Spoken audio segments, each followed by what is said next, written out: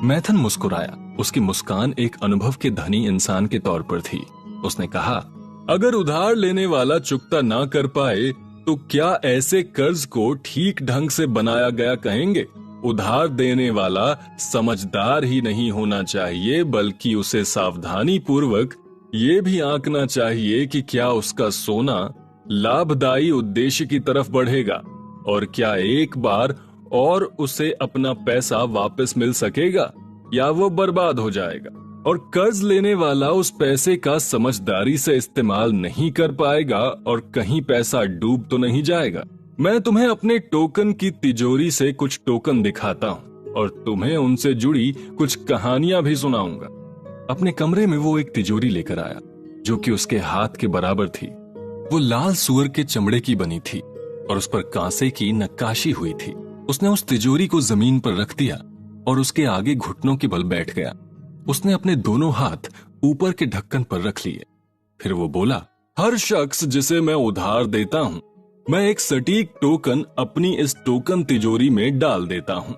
ये तब तक इसमें पड़ा रहता है जब तक कि कर्ज चुकता नहीं हो जाता है। जब वो चुकता कर देते हैं तो मैं उस टोकन को उन्हें वापस कर देता हूँ। लेकिन अगर वो कर्ज चुकता नहीं कर पाते तो ये टोकन हमेशा इसमें पड़ा रहता है और मुझे याद दिलाता रहता है कि कौन शख्स मेरे भरोसे पर खरा नहीं उतरा। मेरा टोकन बक्सा मुझे बताता है कि सबसे सुरक्षित कर्ज वो होता है जबकि कर्ज लेने वाले के पास उनकी अपेक्षा से ज्यादा कीमत वाली संपत्ति होती है। उनके पास जमीनें होती हैं या गहने या ऊंट या कुछ दूसरी चीजें जिन्हें बेचकर वो कर्ज चुकता कर सकते हैं। कुछ टोकन के रूप में मुझे गहने मिलते हैं जिनकी कीमत दिए गए कर्ज से ज्यादा होती है। कुछ लोग इस वादे पर कर्ज ले जाते हैं कि अगर वो उसे चुका नहीं पाए तो वो एक निश्चित जमीन जायदाद का हिस्सा मेरे नाम कर देंगे। ऐसे कर्जों को लेकर मेरा मानना है कि मेरा सोना ज्यादा किराए के साथ मेरे पास वापस आ जाएगा, क्योंकि वो कर्ज जमीन के आधार पर लिया गया होता है। एक अन्य तबका उन लोगों का होता है जो कमाने की क्षमता रखते हैं। वो लोग जैसे कि तुम, जो मेहनत करके या सेवा करके कर्ज चुका सकते हैं। उनके पास आमदनी होती है और अगर वो ईमानदार हैं तथा उनके साथ कोई दुर्घटना नहीं होती है तो मैं जानता हूँ कि वो मेरा कर्ज चुका देंगे और उसके साथ वो उसका ब्याज या किराया भी जोड़ कर देंगे जिसका कि मैं हकदार हूँ। ऐसे कर्ज मानवीय प्रयासों पर आधारित होते हैं। अन्य तरह के कर्जों में ऐसे कर्ज शामिल होते हैं जिनकी एवज में जमीन जायदाद या कमाने की निश्चित क्षमता जुड़ी नहीं होती। जीवन कठिन है और ऐसा जोखिम हमेशा रहता है कि कुछ ऐसे लोग होंगे जो खुद की अपेक्षाओं पर खरा नहीं उतर पाएंगे। दुखद है ऐसे लोगों को कर्ज देना, भले ही वो एक मामूली सी रकम ही क्यों ना हो। मेरा टोकन बक्सा मुझे रोक देता है। मैं ऐसे लोगों को तब तक कर्ज नहीं दे सकता हूँ जब तक कि कर्ज लेने वाले ऐसे लोगों के अच्छे दोस्त ये गारंटी नहीं देते कि उधार लेने वाला सम्मानित नागरिक है। मैथन ने तिजोरी का ताला खोल दिया और उसका ढक्कन हटा दिया। रोडन की दिलचस्पी बढ़ गई थी। टोकन देखने के लिए वो आगे की ओर झुका। तिजोरी के ऊपरी हिस्से में कांसे का बना हुआ गले का हार लाल रंग के कपड़े में लिपटा हुआ रखा था। मैथन ने उसे उठाया और प्यार से उस पर हाथ फेरते हुए बोला, ये टोकन हमेशा मेरे पास रहेगा क्योंकि कर्ज लेने वाला अब इस दुनिया में ही नहीं रहा। मैंने उसके टोकन को न केवल खजाने के तौर पर रखा है बल्कि उसकी यादें भी मुझसे जुड़ गई हैं। कर्ज लेने वाला मेरा दोस्त था। हमने साथ साथ कारोबार किए और हमने काफी सफलता भी हासिल की। इसके बाद वो पूरब गया जहां से शादी करके वो एक खूबसूरत पत्नी लेकर लौटा जो कि हमारे यहाँ की औरतों की तरह नहीं थी। अद्भुत खूबसूरत थी वो उसकी मांगों को पूरा करने के लिए अपना सोना लुटाता रहा। जब उसका सारा सोना खत्म हो गया तब परेशान होकर वो मेरे पास आया। मैंने उसे काफी समझाया।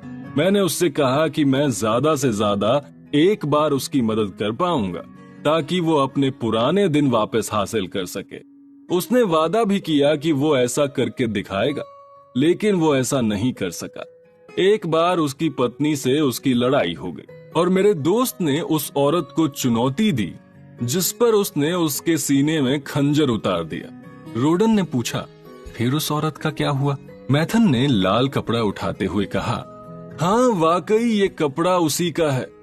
बेहद दुखी होकर उसने खुद को फरात नदी के हवाले कर दिया। ये 2 कर्ज अब कभी चुकता नहीं हो पाएंगे। तिजोरी तुम्हें बताती है रोडन कि भावुक लोग कर्ज देने के लिहाज से सुरक्षित जोखिम नहीं है। अब देखो, बिल्कुल अलग चीज। बैल की हड्डी से बनी अंगूठी दिखाते हुए उसने कहा, ये एक किसान की अंगूठी है। मैंने उसकी औरतों के कपड़े खरीदे हैं। टिड्डियों के हमले की वजह से उसकी खेती चौपट हो गई थी। उसके पास खाने को कुछ नहीं था। मैंने उसकी मदद की और जब नई फसल हुई तो उसने मुझे कर्ज लौटा दिया। बाद में वो फिर से मेरे पास एक बार आया और बहुत दूर देश की अजीब सी बकरियों के बारे में मुझे बताने लगा। इसके बारे में उसे एक यात्री ने बताया था। उन बकरियों के बाल लंबे होते हैं और काफी नरम भी रहते हैं। उनसे बेहद नरम और खूबसूरत कपड़े तैयार किए जा सकते हैं। कहा जाता है कि बेबीलोन में उनसे बेहतर कपड़े नहीं हो सकते। वो उन बकरियों का झुंड खरीदना चाहता था, लेकिन उसके पास पैसे नहीं थे। इसलिए मैंने उसे सोना उधार दिया ताकि वो सफर पर निकल सके और बकरियों को खरीद कर लौट सके। अब उसने वहां झुंड पालना शुरू कर दिया है और अगले साल तक मैं बेबीलोन के अमीरों को चौंकाने वाले कपड़े दिलाऊंगा, जो कि उनके अब तक के जीवन में सबसे महंगे कपड़े साबित होंगे। मैं उनसे कहूंगा कि आप खुशकिस्मत हैं कि ये कपड़े खरीद पा रहे हैं। जल्दी ही मैं उसकी ये अंगूठी उसे लौटा दूंगा। वो अपना कर्ज चुकाने पर जोर देता है। रोडन ने पूछा, कुछ उधार लेने वाले ऐसा करते हैं क्या? मुझे लगता है कि जब वो पैसा कमाने के लिए किसी उद्देश्य के तहत कर्ज लेते हैं तब वो ऐसा करते हैं, लेकिन अगर वो बिना सोचे समझे कर्ज लेते हैं तो मैं उन्हें सतर्क करता हूँ कि वो दोबारा सोना हाथ में नहीं पा सकेंगे। रोडन ने अपने हाथ में अनोखे तरह से रत्न जड़ित सोने का एक भारी कंगन उठाते हुए मैथन से दरखास्त की, मुझे इसके बारे में बताओ। मैथन ने चुटकी लेते हुए कहा, मेरे अच्छे दोस्त को महिलाएं ज्यादा लुभाती हैं। इस पर मजाकिया प्रतिक्रिया देते हुए रोडन ने कहा, मैं अब भी तुमसे काफी छोटा हूँ ना। मैथन ने कहा, मैं मानता हूँ, लेकिन अगर तुम किसी रोमांटिक मामले के चक्कर में हो तो वैसी बात नहीं है। ये कंगन एक मोटी और झुर्रियों वाली महिला के हैं। वो इतना ज्यादा बात करती है और काम की बात इतना कम कि मेरा सिर दर्द करने लगता है। कभी उसके पास ढेर सारा पैसा था और वो एक अच्छी ग्राहक हुआ करती थी, लेकिन बुरा समय उस पर भी आया। उस औरत का एक बेटा था जिसे वो व्यापारी बनाना चाहती थी, इसलिए वो मेरे पास आई और सोना उधार लिया ताकि उसका बेटा एक कारवां में साझेदार बन सके। उस कारवां का मालिक अपने ऊंटों से एक शहर में खरीदारी के लिए पहुंचा था और उसे लेकर दूसरे शहर में जाने वाला था। वो कारवां का मालिक धूर्त साबित हुआ और उसने उस महिला के बेटे को दूर शहर में बेसहारा छोड़ दिया। उसके पास न खाने के लिए पैसे बचे और न कोई जान पहचान का ही उसके साथ था।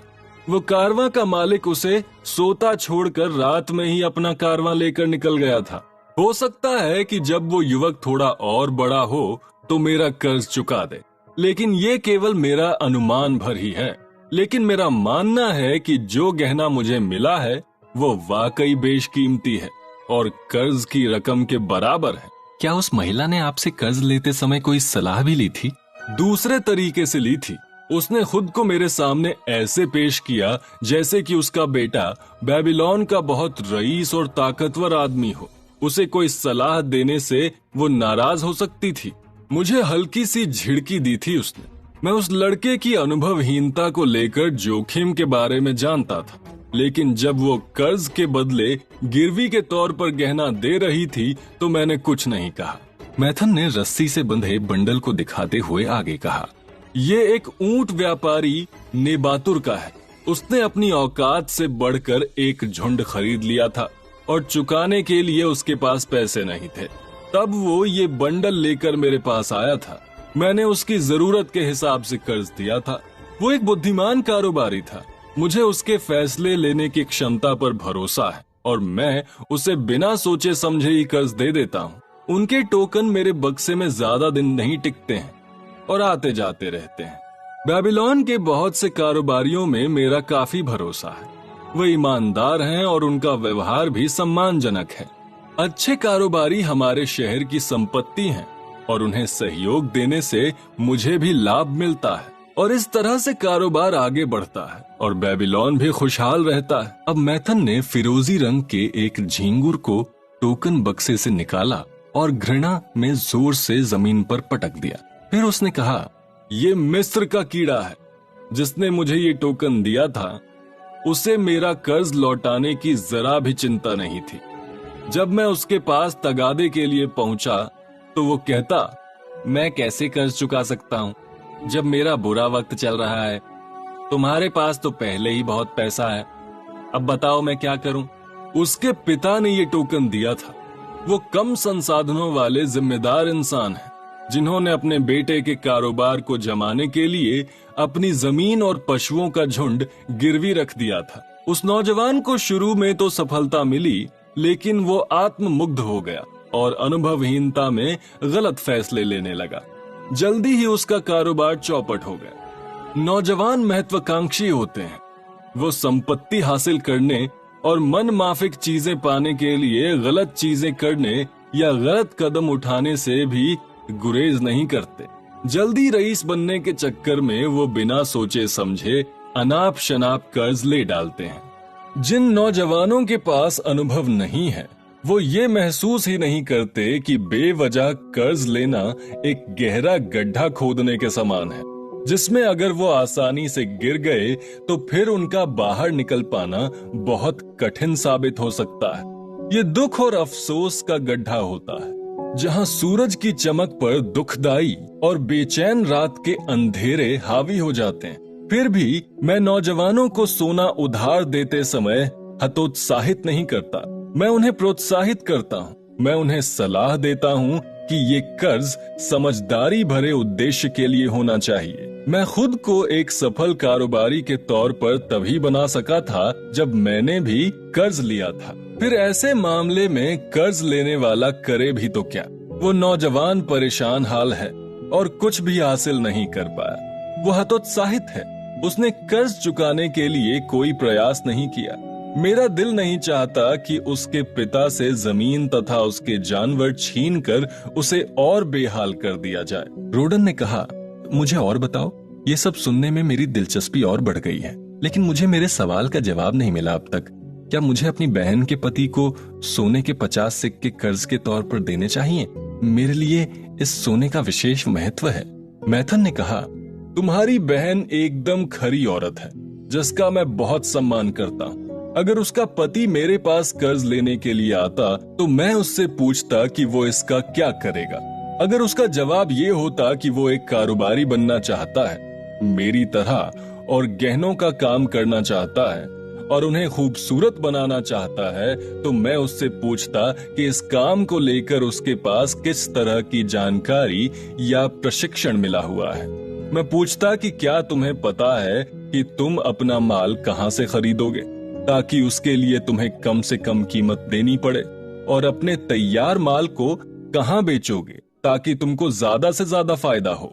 क्या वो इन सवालों का जवाब हाँ में दे सकेगा? रोडन ने कहा, नहीं, वो नहीं दे पाएगा। उसने भाला बनाने में मेरी काफी मदद की है और मेरी दुकान में कुछ जरूरत के मुताबिक काम किया है उसने। तब तो मैं यही कहूंगा कि उसका उद्देश्य समझदारी भरा नहीं है। व्यापारियों को अपने कारोबार के सिलसिले में सीखना चाहिए। उसकी महत्वाकांक्षा भले ही कितनी उचित हो, अगर वो व्यवहारिक नहीं है तो मैं उसे सोना बतौर कर्ज नहीं दूंगा। लेकिन अगर हम ये माने कि वो ये कहे, हाँ, मैंने व्यापारियों की काफी मदद की है, मुझे पता है कि स्मायर्ना में कैसे सफर करते हैं और वहां से कम कीमत पे कपड़े कैसे खरीदते हैं जो कि वहां की घरेलू महिलाएं बुनती हैं। साथ ही बेबीलोन के तमाम अमीर लोगों को भी मैं जानता हूँ जिन्हें मैं ये कपड़े ऊंचे दाम पर बेच सकता हूँ और भारी मुनाफा कमा सकता हूँ। तब मैं कहूंगा तुम्हारा उद्देश्य समझदारी भरा है और तुम्हारी महत्वाकांक्षा सम्मान योग्य है।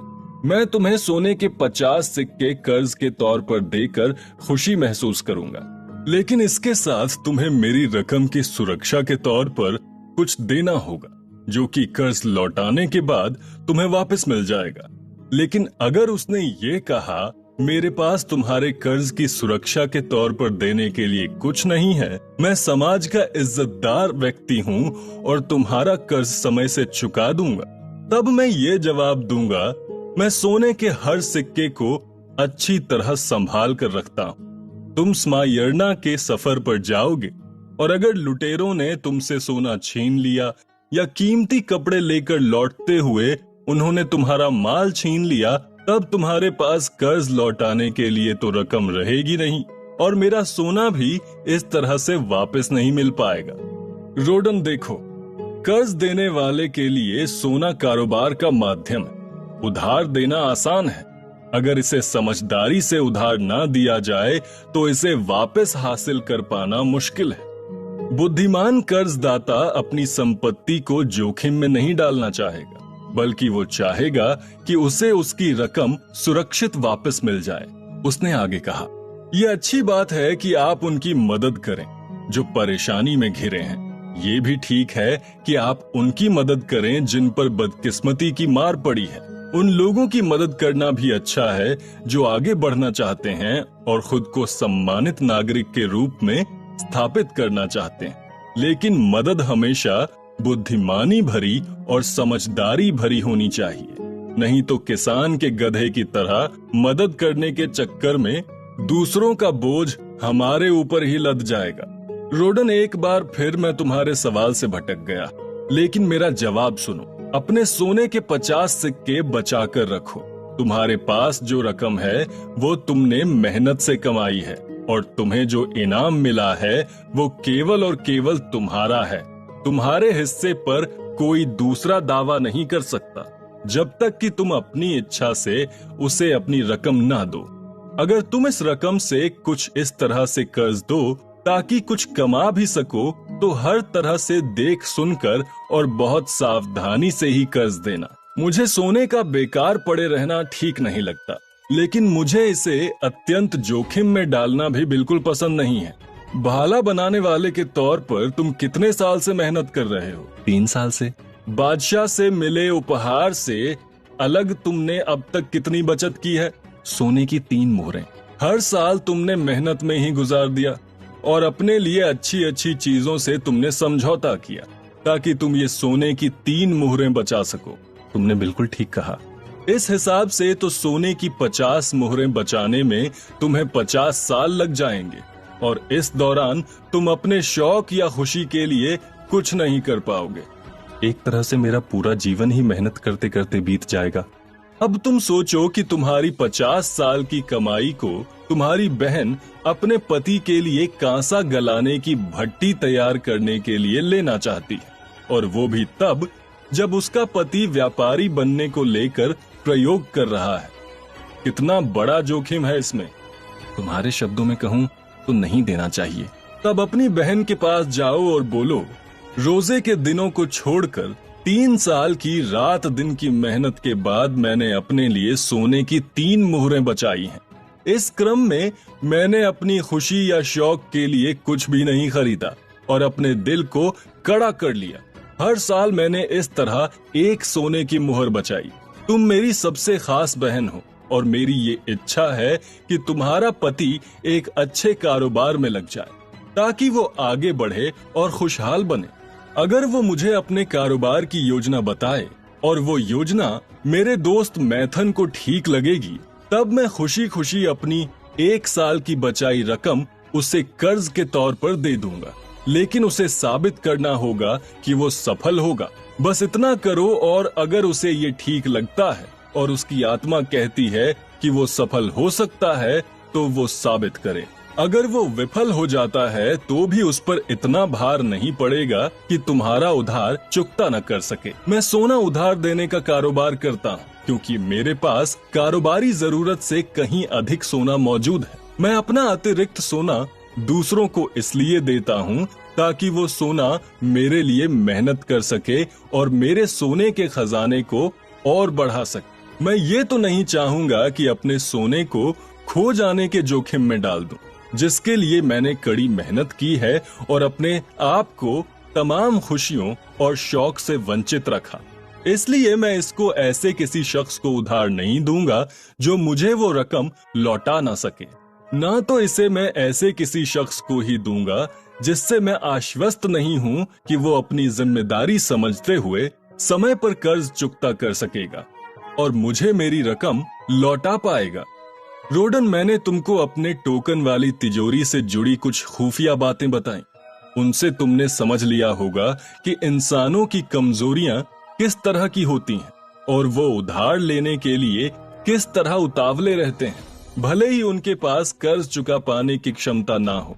तुम ये भी समझ गए होगे कि किस तरह से लोगों की उम्मीदें तो आसमानी होती हैं कि अगर उनके पास सोना हो तो वो बड़े काम करेंगे और ऊंची कमाई करेंगे, लेकिन अपनी क्षमताओं का या अपनी सीमित जानकारी का वे आकलन नहीं करते और खुद से झूठी उम्मीद पाल लेते हैं।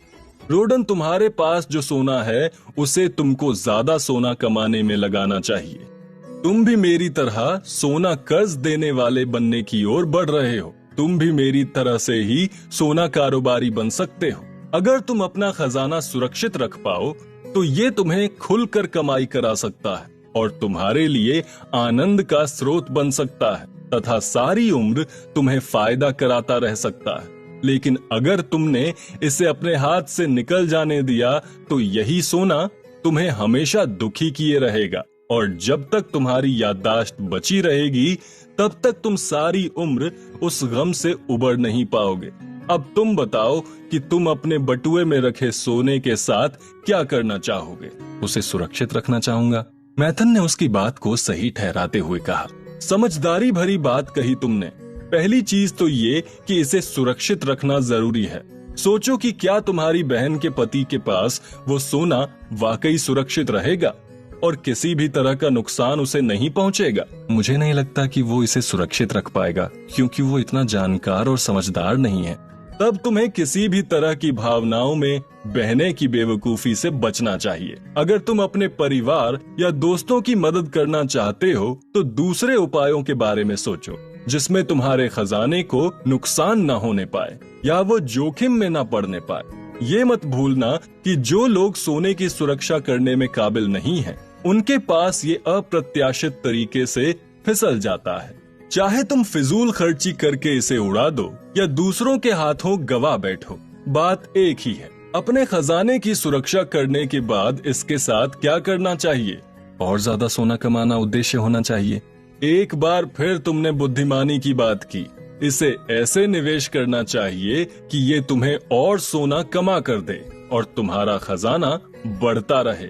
सोने को अगर सोच समझकर उधार दिया जाए तो ये खुद ब खुद 2 गुना होता जाता है, क्योंकि जिसे ये कर्ज के तौर पर दिया जाता है वो खुद अपनी कमाई बढ़ाता जाता है, जिसके साथ आपका भी हिस्सा बढ़ता है।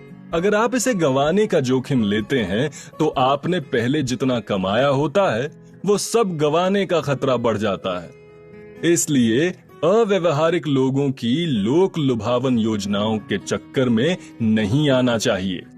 ये लोग सोचते हैं कि इन्हें वो तमाम तरीके पता हैं जिससे तुम्हारे सोने के जरिए वो असाधारण कमाई कर सकते हैं। ऐसी योजनाएं सपने देखने वालों का ख्याली पुलाव होती हैं जो पूरी तरह से नौसिखिए होते हैं और व्यापार के नियमों से अनजान रहते हैं। अपने खजाने से कमाई को लेकर आपको भी रूढ़िवादी बने रहने की जरूरत है और ज्यादा कमाने के चक्कर में नहीं पड़ना चाहिए, बल्कि थोड़ा ही कमाएं, लेकिन अपना खजाना बचाए रखने में ज्यादा बुद्धिमानी है। सामान्य आमदनी से परे अगर कोई ज्यादा कमा कर देने का वादा करके आपका खजाना हासिल करना चाहता है तो इससे नुकसान के अलावा और कुछ हाथ नहीं आने वाला। ऐसे लोगों और उद्यमों का साथ पकड़ने की कोशिश करें जिनकी सफलता स्थायी और स्थापित हो चुकी हो। इससे आपके खजाने को भी सुरक्षित दायरा मिल सकेगा और उसका समझदारी से उपयोग होगा तथा अनुभवी लोग अपने अनुभव व समझदारी से उसे बचाने के भी उपाय करेंगे और बढ़ाने में भी मदद करेंगे। इस तरह आप अपनी बदकिस्मती को अपने से दूर रख सकते हैं और ऐसे लोगों की श्रेणी में शामिल हो सकते हैं जिन्हें ईश्वर ने सोना देकर उनमें अपना भरोसा कायम रखा है। जब रोडन ने मैथन की बेशकीमती सलाह के लिए उसका शुक्रिया अदा किया और चलने को हुआ, तब मैथन ने उसे एक महत्वपूर्ण बात कही। बादशाह के उपहार ने तुम्हें काफी समझदार बनाया है। तुम्हें 50 सोने की मोहरें मिली हैं, क्योंकि तुम निश्चित रूप से सभी से अलग हो, होशियार हो। बहुत सारे लोग तुम्हें बहलाने फुसलाने की कोशिश करेंगे। बहुत सारी सलाह भी तुम्हें देने वाले मिलेंगे। तुम्हें तमाम ऐसे खोखले अवसर दिखाए जाएंगे जिसमें तुम्हें सोच से कहीं ज्यादा लाभ नजर आएगा। ऐसे मौके पर मेरे टोकन बक्से के जरिए तुम्हें सुनाई गई कहानियां तुम्हें सुरक्षित रखने में मदद करेंगी। तुम सोने का एक टुकड़ा भी किसी को देने से पहले ये अच्छी तरह तय करके ही देना कि एक तो वो दूसरे शख्स के हाथों में सुरक्षित रहेगा और दूसरा कि जब तुम चाहो उसे वापस पा सकोगे। अगर तुम्हें मेरी सलाह ठीक लगे और आगे भी मेरी जरूरत पड़े तो बिना सोचे मेरे पास लौट आना। मुझे तुमसे बात करके खुशी होगी। और हाँ, जाते जाते ये भी पढ़ते जाओ जो मैंने अपने टोकन बक्से के नीचे लिख रखा है। ये कर्ज लेने वाले और उधार देने वाले पर बराबर लागू होता है। एक बड़े नुकसान से लाख गुना बेहतर है कि थोड़ा सतर्क रहा जाए।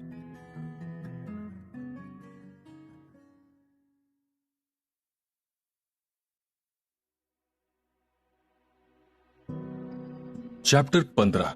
बेबीलोन की दीवारें। कभी निर्दयी योद्धा रहा और अब बुजुर्ग हो चला बंजार आज बेबीलोन की पुरानी दीवारों के पास चौकसी में लगा था और आने जाने वालों पर कड़ी नजर रख रहा था। उसके ऊपर बहादुर लड़ाके दीवारों को बचाने में जूझ रहे थे। उन्हीं पर इस महान शहर और इसमें रहने वाले सैकड़ों हजारों नागरिकों के भविष्य का अस्तित्व टिका था। दीवारों के उस पार से हमला करती दुश्मन सेनाओं की गर्जना सुनाई पड़ रही थी, जिसे लोगों की हुंकार, घोड़ों की टापों और शहर के बुलंद कांसे के दरवाजे पर पड़ने वाली मार से कान फोड़ू शोर एक भयावह माहौल पैदा कर रहा था। शहर के मुख्य द्वार के अंदर गलियों में बर्छी व भाले लेकर लोग खड़े थे और मुख्य द्वार के गिरने की स्थिति में दुश्मन से लोहा लेने का जिम्मा उन्हीं पर था। वो संख्या में बहुत ज्यादा नहीं थे। बेबीलोन की मुख्य फौज अपने बादशाह के साथ थी, जो पूरब में एलम, पुराना ईरान की सेना से लोहा लेने के लिए मुस्तैद थी। उनकी गैर मौजूदगी में किसी तरह के हमले की आशंका नहीं थी। बचाव करने वाली फौज काफी छोटी थी। अप्रत्याशित तरीके से उत्तर दिशा की तरफ से सीरियाई फौज ने हमला कर दिया था, इसलिए दीवारों का मजबूती से टिके रहना बेबीलोन के अस्तित्व के लिए जरूरी था। बंजार की तरह बड़ी संख्या में शहर के भयाक्रांत नागरिक, जिनके चेहरे सफेद पड़ गए थे, वो लड़ाई की पल पल की खबर पाने के लिए बेचैन थे। निस्तब्ध एवं दुख से भरे हुए वो लोग घायल या मारे जा चुके सिपाहियों को ले जाते हुए या रास्ते में गिरे पड़े लोगों को देख रहे थे। अब संघर्ष का बेहद अहम वक्त और मोड़ आ चुका था। 3 दिन तक शहर को घेरे रखने के बाद दुश्मन फौज ने अपनी पूरी ताकत शहर के उस मुख्य द्वार की तरफ झोंक दी थी। बचाव दल दीवार के ऊपर बड़ी बहादुरी से दुश्मन की फौज का मुकाबला कर रहा था। वो दुश्मन सैनिकों की दीवार के सहारे लगाई सीढ़ियों को पलटने, उन पर तीरों से हमला करने तथा जलता तेल फेंकने के अलावा जो दुश्मन सैनिक दीवार के ऊपर तक पहुंच जा रहा था, उसे बर्छी व भाले से मार गिराने में जुटे हुए थे। बचाव दल के खिलाफ हजारों की संख्या में दुश्मन सिपाही तीरों की बौछार कर रहे थे। बुजुर्ग बंजार ऐसी जगह पर स्थित था जिससे उसे युद्ध की पल पल की खबरें मिल रही थी। वो इस युद्ध के बेहद नजदीक था और उसे हमला करने वाले उन्मत्त दुश्मनों की ताजा हुंकारें और प्रतिक्रिया साफ सुनाई दे रही थी। भीड़ में से एक बुजुर्ग व्यापारी निकलकर उसके पास पहुंचा। उसने कांपते हाथों से इशारा करके उससे पूछा, मुझे बचाओ, मुझे बचाओ। उसने गुहार लगाई, वो दुश्मन अंदर नहीं आ सकते। मेरे बेटे अच्छे बादशाह के साथ हैं। मेरी बूढ़ी पत्नी की रक्षा करने के लिए कोई मौजूद नहीं है। वो मेरा सारा माल चुरा लेंगे, वो मेरा खाना भी नहीं छोड़ेंगे। हम काफी बूढ़े हो चुके हैं और खुद को बचा पाना हमारे लिए मुमकिन नहीं। गुलामी की भी उम्र हम पार कर चुके हैं। हमें भूखे रहना चाहिए, हमें मर जाना चाहिए। मुझे बताओ कि वो अंदर नहीं आ पाएंगे। उस रक्षक ने जवाब दिया, शांत हो जाओ व्यापारी, बेबीलोन की दीवारें बेहद मजबूत हैं। बाजार लौट जाओ और अपनी बीवी से कहो कि शहर की दीवारें उतनी मजबूत हैं कि वे जिस तरह बादशाह की रियासत की रक्षा करेंगी, उसी तरह वो तुम्हारी संपत्ति की भी रखवाली करेंगी। दीवार के नजदीक ही रहो, नहीं तो दुश्मन के तीर तुम्हें लग जाएंगे। जवाब सुनकर जब वो बूढ़ा वहां से लौट गया तो एक महिला अपने बच्चे को गोद में लिए हुए वहां पहुंच गई और बोली, हवलदार, ऊपर से क्या खबर है? मुझे सच सच बताओ ताकि मैं अपने गरीब पति को आश्वस्त कर सकूं। वो बुखार और भयानक जख्मों से तड़प रहा है, फिर भी अपने हथियार व भाले मांग रहा है ताकि मेरी और अपने बच्चे की रक्षा कर सके। उसका कहना है कि दुश्मन अगर एक बार शहर में दाखिल हो गया तो हश्र भयानक होगा, क्योंकि दुश्मन बदला लेने के लिए किसी भी हद तक जा सकता है। दिल छोटा मत करो, तुम अच्छे दिल वाली महिला हो। मैं फिर से दोहराता हूँ कि बेबीलोन की दीवारें तुम्हारी और तुम्हारे बच्चों की रक्षा करेंगी। वो बेहद ऊंची और मजबूत हैं। क्या तुम हमारे बहादुर सिपाहियों की ललकार नहीं सुन रही हो? वो जलते तेल से भरे कड़ाहे सीढ़ियों से ऊपर चढ़ रहे दुश्मनों पर खाली कर दे रहे हैं। हाँ, ये तो मैं सुन पा रही हूँ, और मुख्य द्वार पर दुश्मन सिपाहियों की लगातार मार की आवाजें भी मेरे कानों तक पहुंच रही हैं। अपने पति के पास लौट जाओ, उसे बताओ कि हर तरह की मार सहने के लायक हैं हमारे मुख्य द्वार। ये भी बताना कि जो दुश्मन सैनिक ऊपर तक चढ़कर किसी तरह पहुंच जा रहे हैं, उन्हें हमारे सैनिक भाले से छेद डाल रहे हैं। ध्यान से अपने रास्ते पर जाना और खुद को इमारतों की आड़ में बचा कर जाना। हथियारों से लैस भारी भरकम नई फौज को रास्ता देने के लिए बंजार एक तरफ हो गया। हाथों में कांसे की ढाल लिए हुए भारी भरकम हथियारों से लैस कदम ताल करते सैनिक ऊपर की तरफ बढ़ रहे थे। वहीं एक छोटी बच्ची ने बंजार की कमर पेटी पकड़कर उससे पूछा, सैनिक, मुझे बताइए कि क्या हम सुरक्षित हैं? उसने विनती करते हुए कहा, मुझे सैनिकों की दुख भरी आवाज सुनाई पड़ रही है। हमारे परिवारों का क्या होगा? मेरी माँ, मेरे छोटे भाई और मासूम बच्चे का क्या होगा? उस निर्दयी बूढ़े सैनिक ने अपनी आंखें झपकाईं और उस बच्ची की ठोड़ी को प्यार से देखते हुए उसे आश्वस्त करते हुए कहा, नन्ही बच्ची, तुम्हें डरने की जरूरत नहीं है। बेबीलोन की दीवारें तुम्हें और तुम्हारी माँ, छोटे भाई एवं मासूम बच्चे की रक्षा करेंगी। ये दीवारें उनकी सुरक्षा के लिए ही तो अच्छी महारानी सेमिरामिस ने 100 साल पहले बनवाई थीं। आज तक ये दीवारें तोड़ी नहीं जा सकी हैं। वापस जाओ और अपनी माँ, भाई व मासूम बच्चे को बताओ कि बेबीलोन की दीवारें उनकी रक्षा करेंगी और उन्हें डरने की कोई जरूरत नहीं है। जैसे जैसे दिन गुजरते गए, बुजुर्ग बंजार अपनी जगह पर खड़ा होकर सैनिकों की अदला बदली होते देखता, जो वहां टिकते और तब तक लड़ते रहते जब तक घायल नहीं हो जाते या उनकी मौत नहीं हो जाती। तभी वो एक बार नीचे उतारे जाते थे। उसके चारों तरफ मौजूद भीड़ कम होने का नाम नहीं लेती थी।